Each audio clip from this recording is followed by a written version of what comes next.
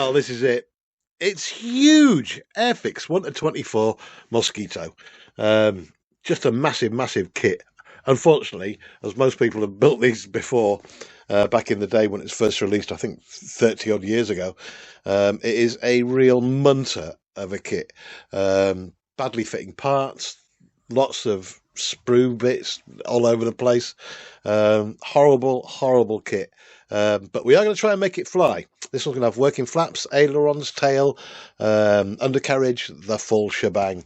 Got this off eBay, 170 quid. 170 quid. I have lost the plot. After the first one failed, the 148 Tamiya, we couldn't make that fly. It had no control, no flaps, no ailerons, nothing. Couldn't fit the remote control gear in. But this one, with it being 1-24, it's absolutely huge. That's the wings on it. As you can see, I'm just starting to make these now. Going to be converting these flap hinges to aluminium, give them a bit more strength, because the plastic ones just aren't going to hold once the servo's on. And you can see, compared to the fuselage of the 1-24 up against the Tamiya 148, it is loads bigger.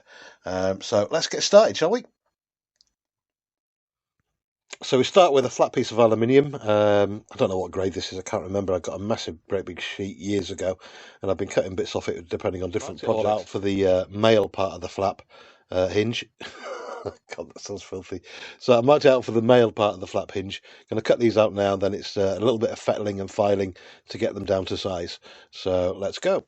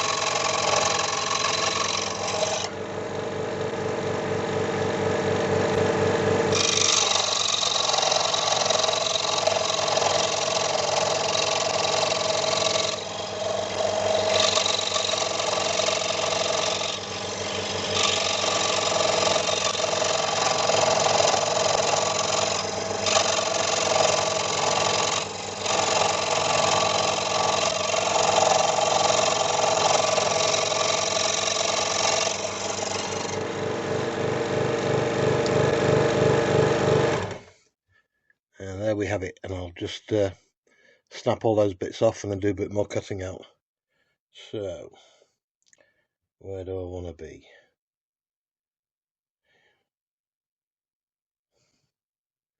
Yeah. Okay. So, yeah, we file those down, cut the bits out, and make them all the right shape. Let's try and get that in focus. Are we in focus there? There we go. Going to break these parts off. Just about getting them down to size, really. So the next bit is I need to grip these with pliers and then grind the bits out that I need. So wish me luck. This is where I break lots of the little Dremel grindy bits. So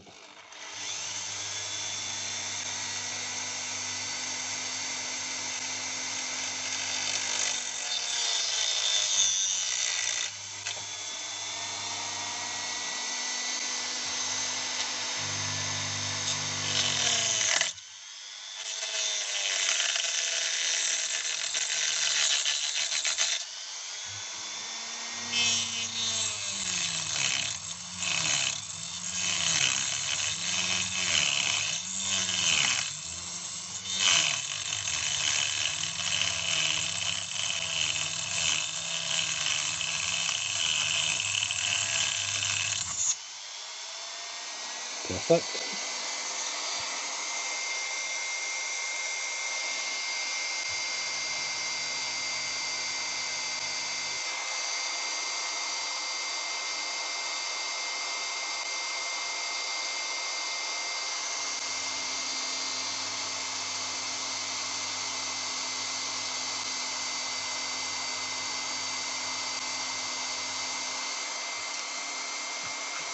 That's fun.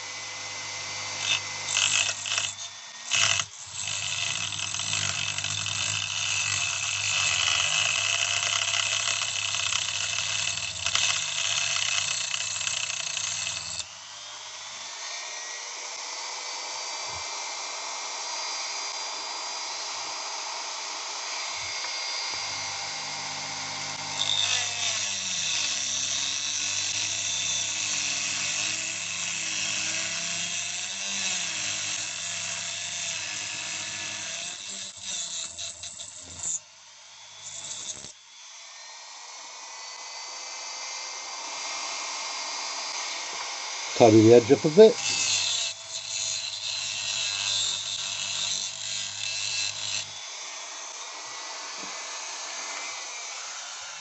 So what's going to happen with this is we bend this a little bit up and it will poke through, just as I've made this one here. I don't know if you can see that there.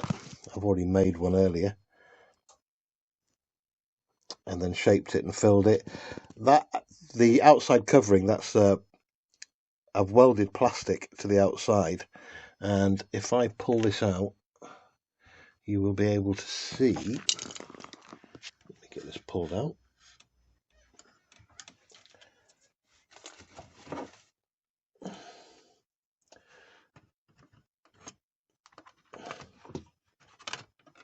On the other side, I've also plastic welded the panel on, so there's a lot of strength there now.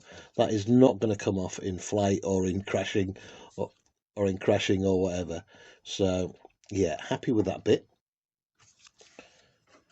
So that's what we're making right now. I've already made up some of the female sides of the flap hinges, as you can see there. That was just a matter of grinding out a hole and making a little tongue, 2 little holes in it.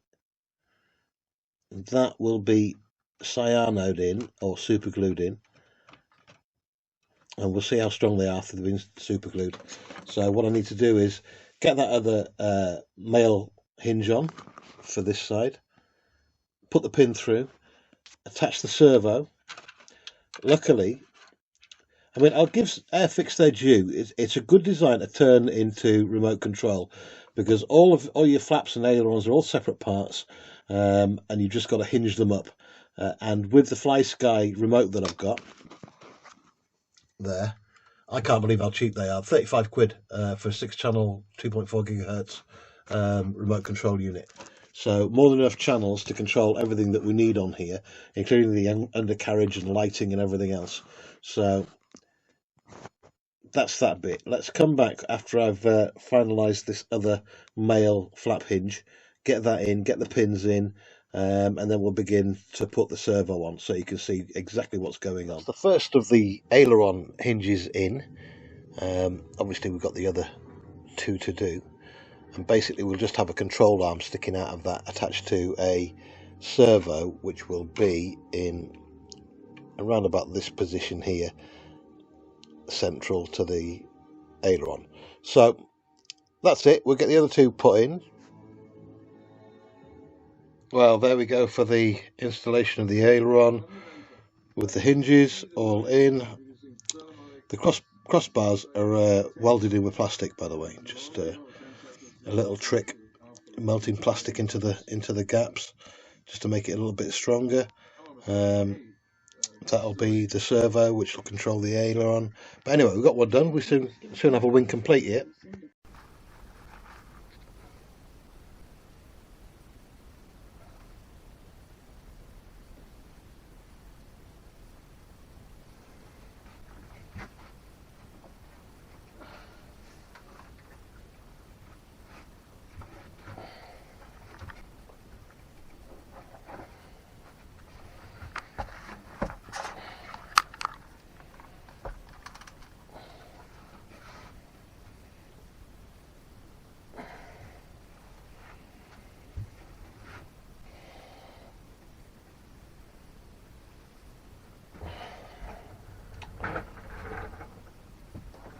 Okay, so where do we start? Carrying on with the build of the 124 Mosquito by Airfix.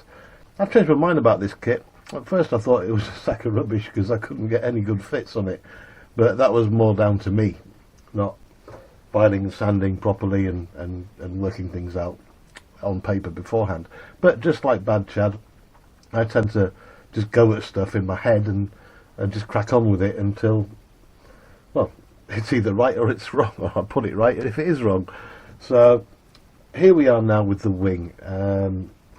We left this 6 months ago, 7 months ago. I was just putting the motors in, testing them out. I've done a little bit more work. I've got bullet connectors attached to the motors for easy connecting to the speed controllers, which are hidden inside the wing. There's one here you can just about see. Right. Well, I'm not going to pull it out now because I'm about to do some more soldering on these cables to fit the second nacelle. The undercarriage has been significantly strengthened. We've got aluminium tube going down the plastic legs. This kit is notorious for having a weak undercarriage for such a heavy, large model. I mean, you can see the size of my hand there.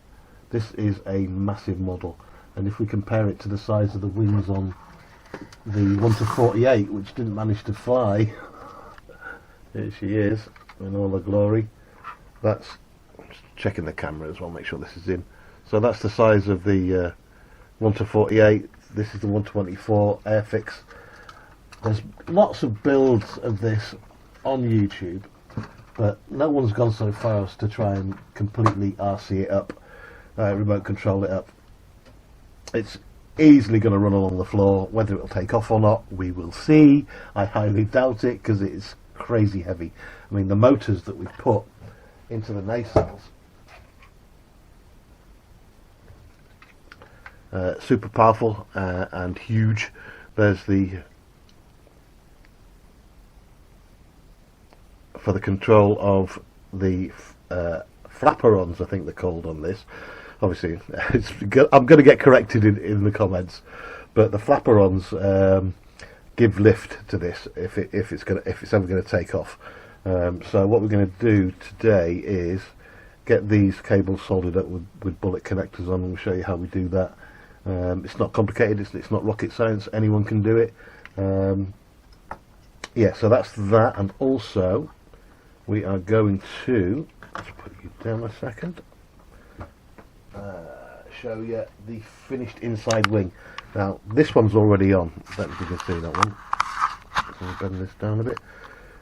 That underside is already on with the landing light fitted, LED landing light, and it's got on the tip there a small LED for navigation lighting. So let's get this tip back again, get the right angle. There we go. So this is what's inside that wing. We've got the actuator there for the control of this flap. I don't know if it's still in camera, but here you can see the connecting rod to the flap, which is in place. We're going to swap them for aluminium, take a bit of weight off when it comes to it, but that's just there for testing right now. So as you can see, for the landing light, that's all plastic welded in on that side, and these are quite bright actually. I've had them all already, and I'll show you that in a later video once we get all this together again. So yeah, so we'll be fitting that to there. I managed to get hold of some absolutely tiny 1mm screws, and how watchmakers do this I have no idea, but I've been tapping and threading all the way along the wing. I mean, you can probably see just there the tiny head of the screws to hold those two sandwiched together, and that's how big that is. I don't know if that's in camera or not. Absolutely tiny screws. So that's that. So we're not going to glue any of this together, mainly because I might have to take it apart numerous times to get it right. Eventually it will be all glued together and painted up. I'm going to be doing this in Polish squadron colours to go with the documentary, which I'm still working on, about the invasion of Poland in the Second World War by the Russians and the Germans. Kind of pertinent to what we've got going on in the world right now. but it took them longer to conquer. It took the Russians and the Germans longer to conquer Poland than it did to conquer the whole of France, and they were against not just the French army but the British army as well. So the Poles did quite well to hold the Germans and the Russians off for as long as they did. But as we all know, the Polish army, a lot of the Polish army and Air Force made it to the UK, which was called the Island of Last Hope at that point. And their pilots acquitted themselves very well. I think they got the highest, you can correct me if I'm wrong in the comments, but they had the highest kill rates of any British aircraft flown in World War II, including the Mosquito. And we'll delve into that a lot more when we get to the actual documentary. Now, onwards with this model. I'm going to get these plugged in now and tucked out of the way, because I won't be doing any more work on this side today, but we will get both of those propellers running once I've got this other nacelle in.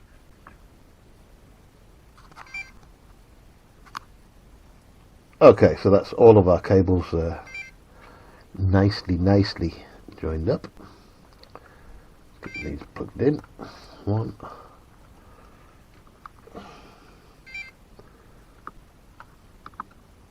2, 3. All in, tuck them away.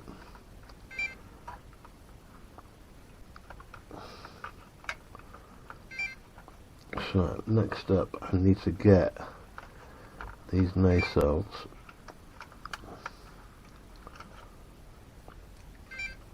screwed in. So I put that out of the way, turn this over.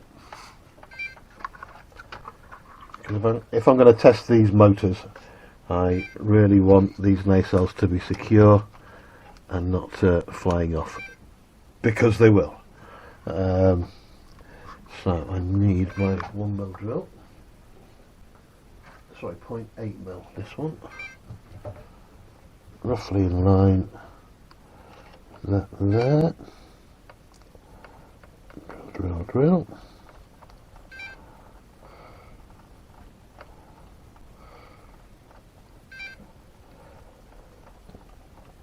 Sadly, I've got no 1mm taps left, because I broke both of them that I ordered from AliExpress, but I'm not too worried. They were like £1.50 each, and I expected them to break anyway. I'm no watchmaker, that's for sure, but I do have a feeling now for how difficult watchmaking is, especially when it's so easy to break taps and dies that are that small. I've ordered some more though, in case we do any more projects. Let's get this in. Are we in camera? We are, yeah.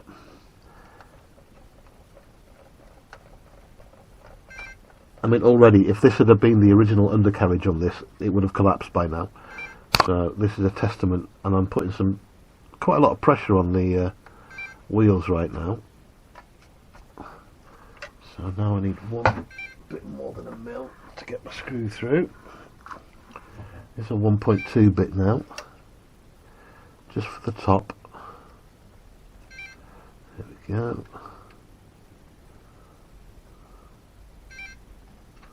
There we go. You. So hopefully I will be able to get one of my little D screws in, just to hold the motor in place.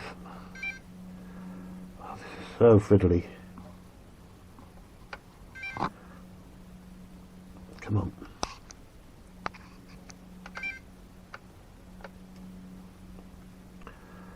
I'm hoping my screwdriver's magnetised, but there again, with stainless steel you've got no chance.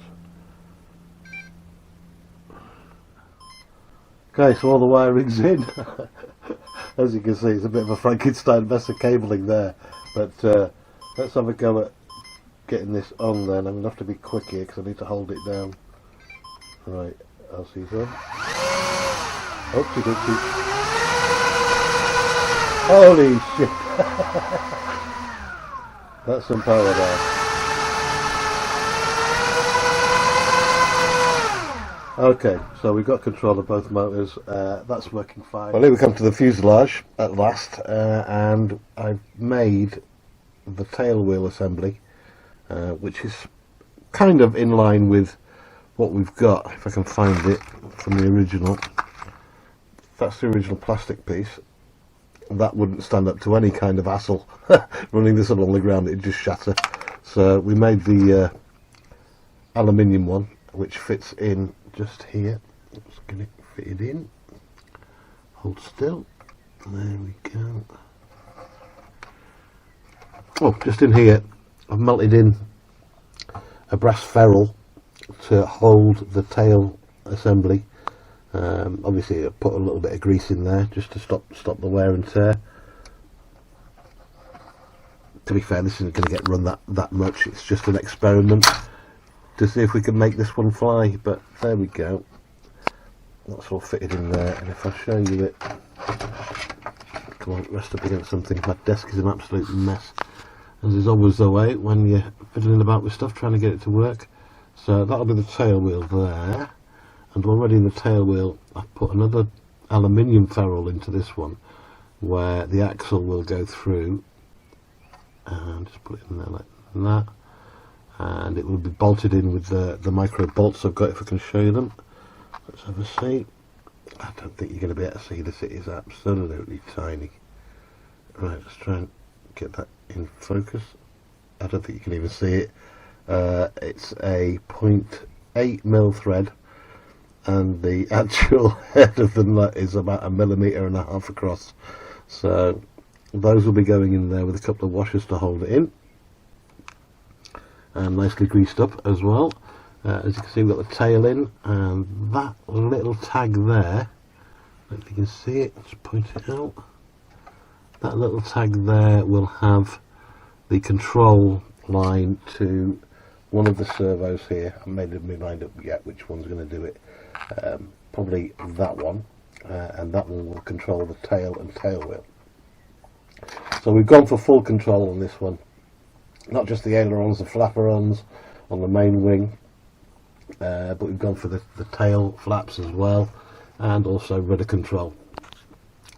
Let's get that all stuck together and see how we go. I forgot to mention we've got the lights in as well. So there's the landing lights, there's the navigation lights. Let's go across. There's going to be lights in the cockpit as well, and a tail light still to add, but so there you go. This is where we're at for today. Let's have a see the flaperon control. There we go.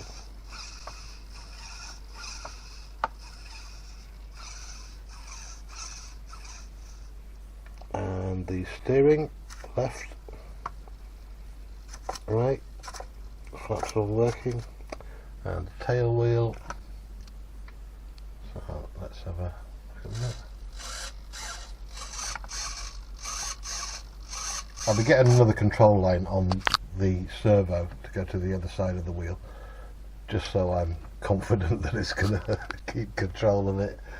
I'm really reluctant to. It's getting scary now, because the next step is to put all this together and give it a run.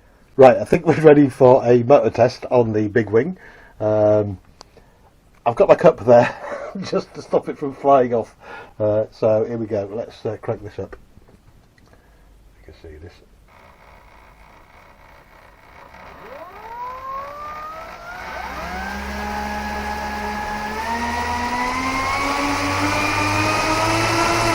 Whoa! So even with my great big cup on,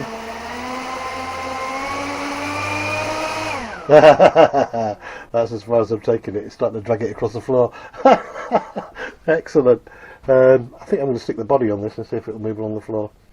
Yeah, that's what we do.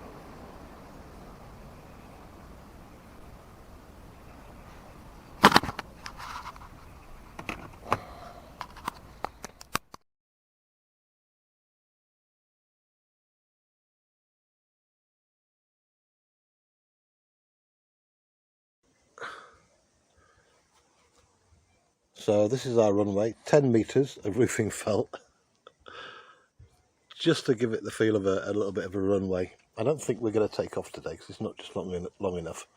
But for a first test, a proper test, this will do. This will show the steering, hopefully, on it and keep it in a straight line.